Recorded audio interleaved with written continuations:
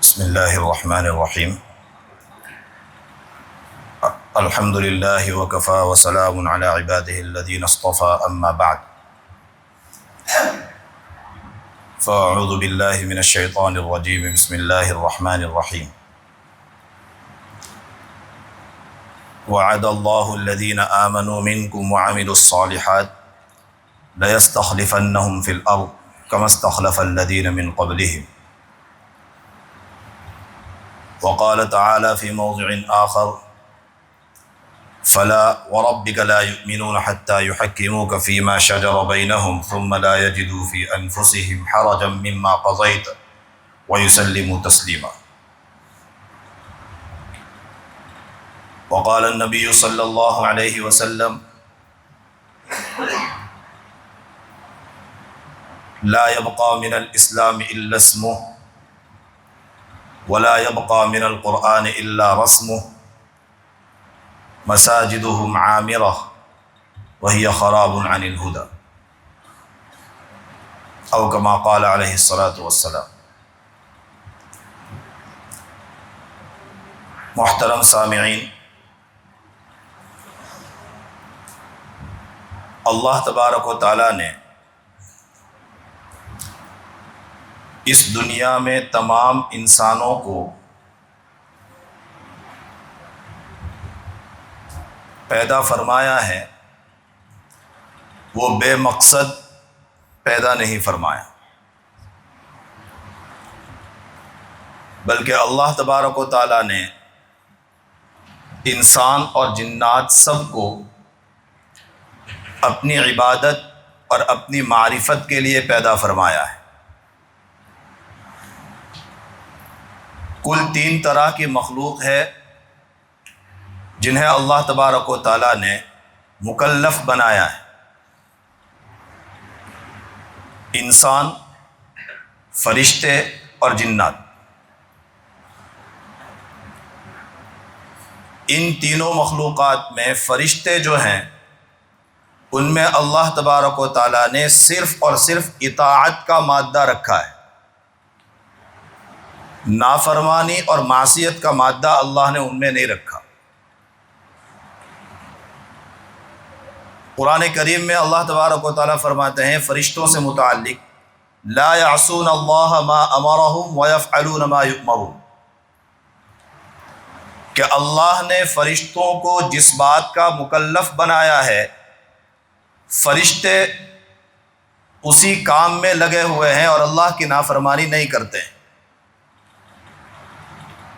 ان کا اللہ کی نافرمانی نہ کرنا اس لیے ہے کہ اللہ نے ان میں نافرمانی کا مادہ ہی نہیں رکھا، نہ انہیں کھانے کی حاجت پیش آتی ہے، نہ پینے کی ضرورت پڑتی ہے، نہ اپنی شہوت پوری کرنے کی ضرورت پڑتی ہے۔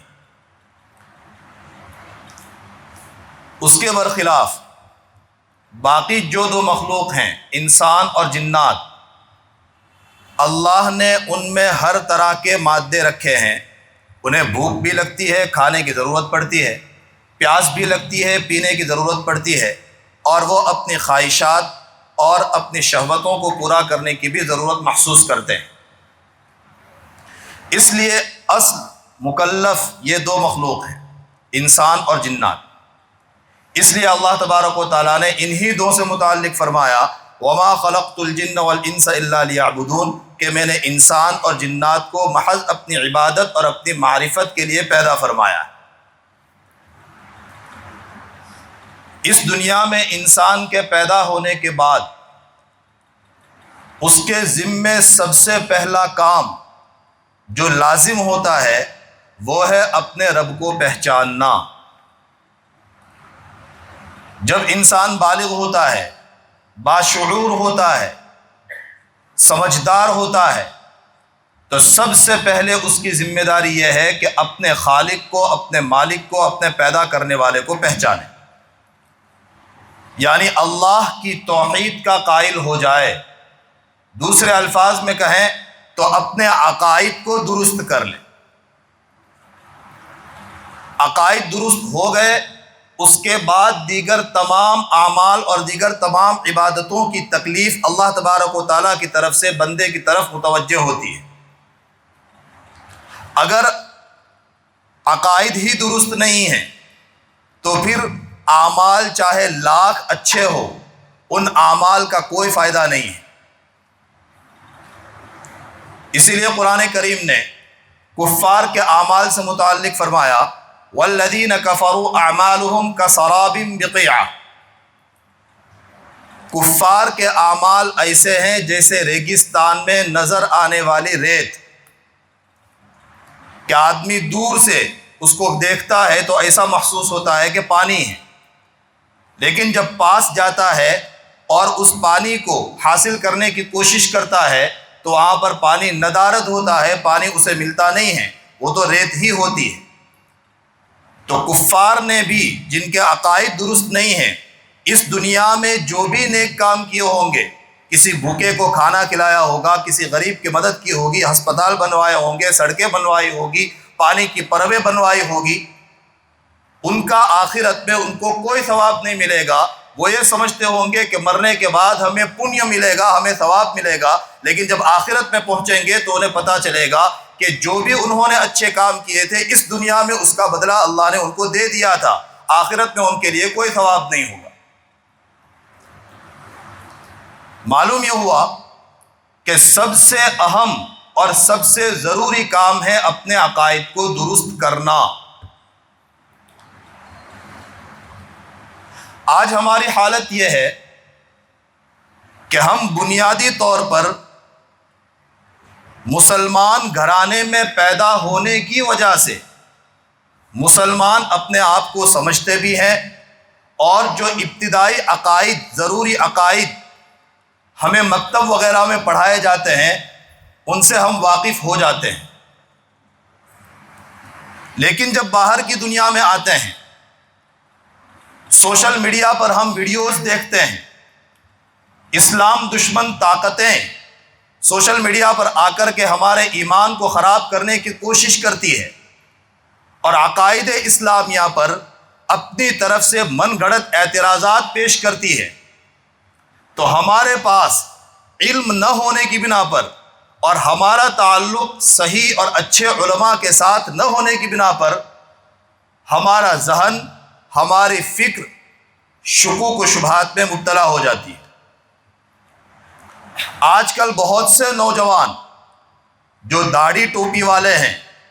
5 وقتی نماز بھی پڑھتے ہیں، اور سماج کے ڈر سے یا اپنے گھر کے ماحول کی وجہ سے اسلام پر کسی طرح کے وہ اعتراض اپنی زبان پر نہیں لاتے، لیکن چونکہ سوشل میڈیا پر ہر ایک کا وہ ویڈیو سنتے ہیں اور ہر ایک کی بات کو فالو کرنے کی جو عادت پڑی ہوئی ہے، اس کی وجہ سے ان کا ذہن شکوک و شبہات میں مبتلا ہو چکا ہے، اور اسی کو ذہنی ارتداد کہا جاتا ہے۔ اپنے پہلے یہ بات بیان کی جاتی تھی، پہلے علماء کی کوشش اس بات کی طرف تھی کہ لوگوں کو اعمال صالحہ پر لایا جاوے، لوگوں کے ایمان کے چلے جانے کا اور ایمان کا خطرہ علماء کو کم تھا، لیکن اب وہ زمانہ آ چکا ہے کہ اعمال پر بات دوسرے نمبر پر کی جاوے، سب سے پہلے عقائد کے درست کرنے اور عقائد کو درست رکھنے کی بات کی جاوے۔ اس لیے تمام نوجوانوں سے بلکہ تمام لوگوں سے اس بات کی گزارش کی جاتی ہے کہ یا تو سوشل میڈیا پر اس طرح کی دینی پروگرام یا اسلامک یا غیر اسلامک پروگرام اور ان کے اعتراضات کو سننا چھوڑ دیں، یا پھر اپنے آپ کو علم دین مکمل طور پر حاصل کرنے کے لیے تیار کر لیں۔ اگر علم دین ہوگا تو ہمارا ایمان محفوظ رہے گا، اگر علم دین نہیں ہوگا تو ہمارا ایمان خطرے میں رہے گا۔ ایک بزرگ کے پاس ایک شیطان آتا ہے اور یہ کہتا ہے کہ اللہ تبارک و تعالیٰ نے تمہاری بہت سی عبادتیں اور تمہاری پرہیزگاری کو دیکھ کر کے تمام نمازوں کو اور تمام احکام کو تمہارے لیے معاف کر دیا، تم بہت زیادہ نیک ہو، اس لیے تم اگر آئندہ نمازیں نہیں پڑھو گے تو تمہارا کچھ نہیں بگڑنے والا، اللہ تمہیں جہنم میں نہیں بھیجے گا۔ وہ بزرگ عالم تھے، علم رکھتے تھے، فوراً ان کے ذہن میں یہ بات آئی کہ میں چاہے جتنا بھی بڑا ہو جاؤں نبی سے بڑھ کر نہیں ہو سکتا، اور تمام انبیاء میں محمد الرسول اللہ صلی اللہ علیہ وسلم کے مقام و مرتبے کو کوئی نہیں پہنچ سکتا، ان سے زیادہ مخلوق میں کوئی نیک نہیں ہو سکتا۔ جب اللہ تبارک و تعالیٰ نے ان سے نماز معاف نہیں فرمائی تو پھر مجھ سے کیسے اللہ تبارک و تعالیٰ نماز معاف کر سکتا ہے؟ یہاں شیطانی حملہ ہوا، علم دین اس بزرگ کو حاصل تھا، تو اللہ تبارک و تعالیٰ نے اس علم کی روشنی میں اس بزرگ کے ایمان کو ضائع ہونے سے بچا لیا۔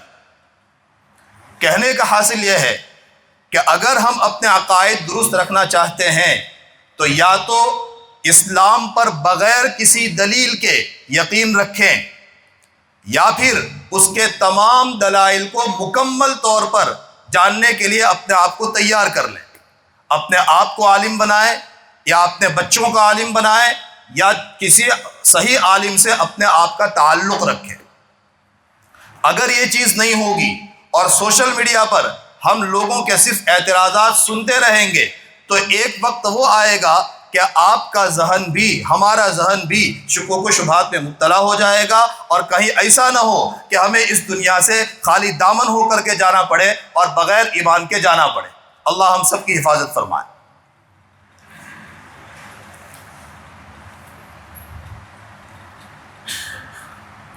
جو آیت میں نے خطبے میں تلاوت کی اس میں اللہ تبارک و تعالیٰ فرماتے ہیں فَلَا وَرَبِّكَ لَا يُؤْمِنُونَ حَتَّى يُحَكِّمُوكَ فِي مَا شَجَرَ بَيْنَهُمْ، کہ محض اپنے آپ کے مسلمان اور مومن ہونے کا دعویٰ کرنے کی بنیاد پر اللہ کی نظر میں ہم مومن شمار نہیں کیے جائیں گے۔ اس بات کو اچھی طرح سمجھ لو، کلمہ توحید ہم نے زبان سے پڑھا، لا الہ الا اللہ محمد الرسول اللہ، تو دنیاوی احکام کے اعتبار سے ہم مسلمان ہیں، ہمیں مسلمان شمار کیا جائے گا۔ جب ہماری موت واقع ہوگی تو مسلمانوں کے قبرستان میں دفن کیا جائے گا، ہمارے اوپر نماز جنازہ پڑھی جائے گی، اور دیگر دنیاوی احکام جو مسلمانوں سے متعلق ہے وہ سب ہم پر لاگو ہوں گے۔ لیکن اللہ کی نظر میں وہ مسلمان ہے یا نہیں، اس کا دار و مدار دل پر ہے۔ اگر دل سے اسلام کو پسند کرتا ہے، اسلام کے احکام کو پسند کرتا ہے اور اس پر مطمئن ہے، چاہے اس میں اس کو مجاہدہ پڑتا ہو تب بھی وہ اسلام کے احکام کو پسند کرتا ہے اور اس پر مطمئن ہے، تو ہی وہ اللہ کی نظر میں مسلمان شمار کیا جائے گا، اور تبھی وہ جنت میں داخلے کا مستحق ہوگا۔ آج جو لوگوں کے ذہنوں میں بات بیٹھی ہوئی ہے کہ ہم کلمہ گو ہے، لا الہ الا اللہ محمد رسول اللہ پڑھتے ہیں، اس لیے ہمارا بیڑا پار ہو گیا، اب ہم بالکل مطمئن ہیں، جنت میں داخلہ ہمارا یقینی ہے، یہ محض اور محض ایک دھوکہ ہے۔ اللہ کی نظر میں جو مسلمان ہوگا وہی جنت میں داخلے کا مستحق ہوگا۔ قرآن صاف کہتا ہے فَلَا وَرَبِّكَ لَا يُؤْمِنُونَ، لوگ مسلمان نہیں ہو سکتے جب تک کہ ان میں تین باتیں نہ پائی جاوے، حَتَّى يُحَكِّمُوكَ فِي مَا شَجَرَ بَيْنَهُمْ، اپنے آپسی جھگڑوں میں آپ کو حکم بناوے، اپنے آپسی جھگڑوں میں آپ کو یعنی شریعت اسلامیہ کو فیصل بناوے، شریعت کے مطابق اپنے فیصلے کرائیں، چاہے وہ فیصلہ اپنی چاہت کے مطابق ہو یا اپنی چاہت کے خلاف ہو۔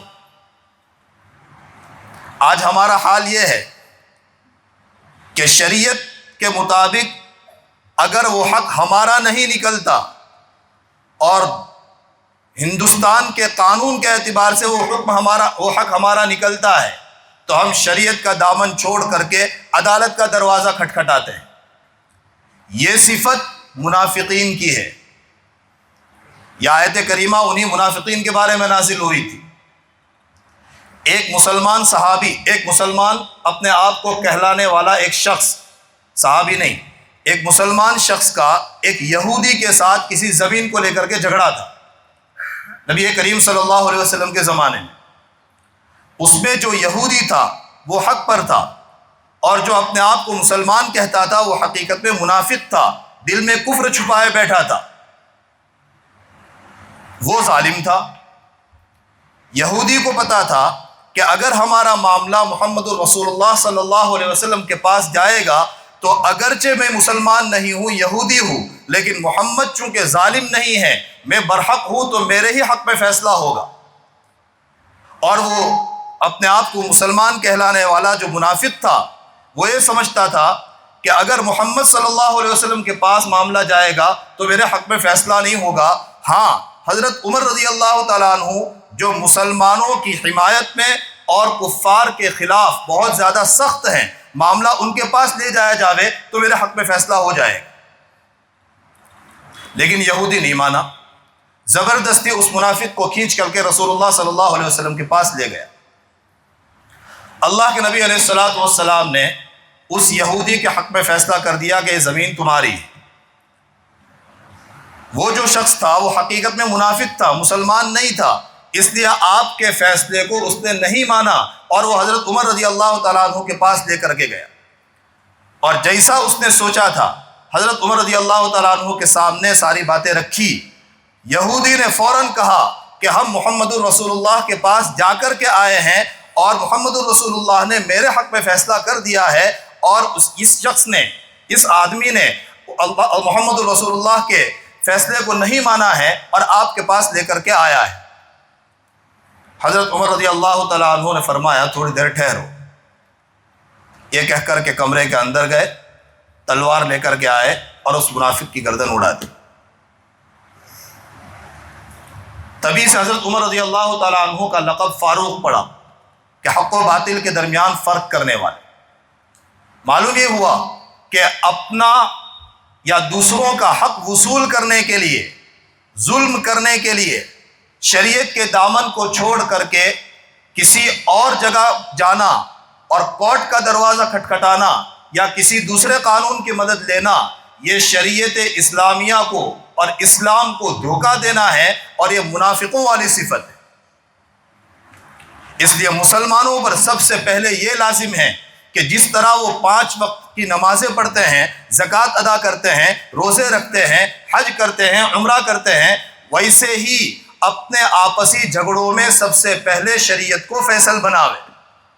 اور شریعت کا جو قانون ہے وہ خدا کا بنایا ہوا قانون ہے، اور باقی جو قوانین ہیں وہ تمام قوانین انسانوں کے بنائے ہوئے ہیں. انسان چاہے جتنا بڑا ذہین ہو لیکن اس کے قانون میں لچک ہوتی ہے، اور اللہ کے بنائے ہوئے قانون میں لچک نہیں ہوتی. کبھی ایسا نہیں ہو سکتا کہ اللہ کے بنائے ہوئے قانون کے مطابق فیصلہ ہو اور کسی صاحب حق کو حق نہ ملے، کوئی ظالم کسی کا مال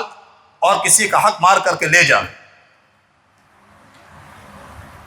تو سب سے پہلی بات، ایمان والا، اللہ کی نظر میں ایمان والا ہونے کے لیے اپنے آپسی معاملات میں شریعت کو فیصل بناوے. دوسرے نمبر والی بات،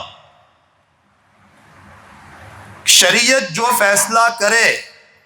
اس فیصلے پر راضی ہو، اس فیصلے پر راضی رہے. سماج کے ڈر سے، معاشرے کے ڈر سے، پنچایت کے ڈر سے، اپنے خاندان اور اپنے گھر کے ڈر سے شریعت کے فیصلے پر راضی ہے تو یہ بھی ایمان والا نہیں. اپنے دل سے راضی ہو کہ اگرچہ مجھے اس میں مال کم ملا لیکن چونکہ یہ فیصلہ شریعت کا ہے اس لیے مجھے چلے گا، میں شریعت کے فیصلے پر راضی ہوں. وَيُسَلِّمُ تَسْلِيمًا. تیسری بات، مکمل طور پر اس بات کو قبول کر لے، ذرا برابر بھی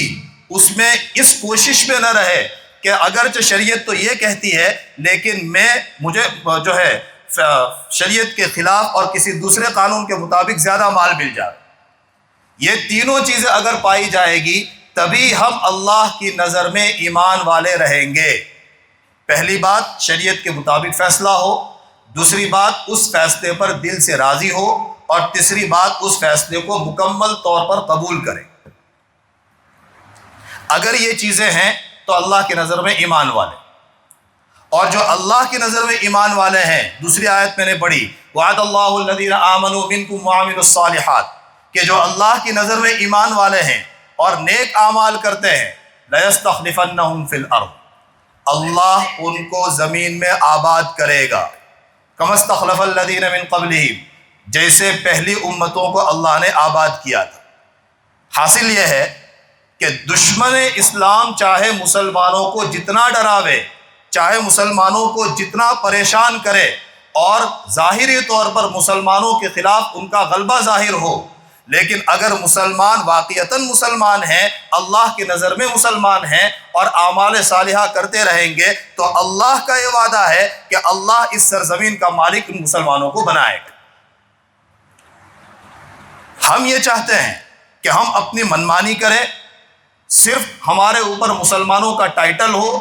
سرکاری فہرست میں ہم مسلمان شمار کیے جائیں، ہمارے نام مسلمانوں جیسے ہو، چاہے ہمارے اعمال مسلمانوں جیسے نہ ہو، اسلام کے مطابق نہ ہو، ہماری معاشرت، ہمارے نکاح، ہماری عبادتیں، ہمارے معاملات مسلمانوں جیسے نہ ہو، پھر بھی ہمیں اللہ کے وعدے کے مطابق نصرت چاہیے، اللہ کے وعدے کے مطابق ہمیں حکومت چاہیے، اللہ کے وعدے کے مطابق ہمیں غلبہ چاہیے۔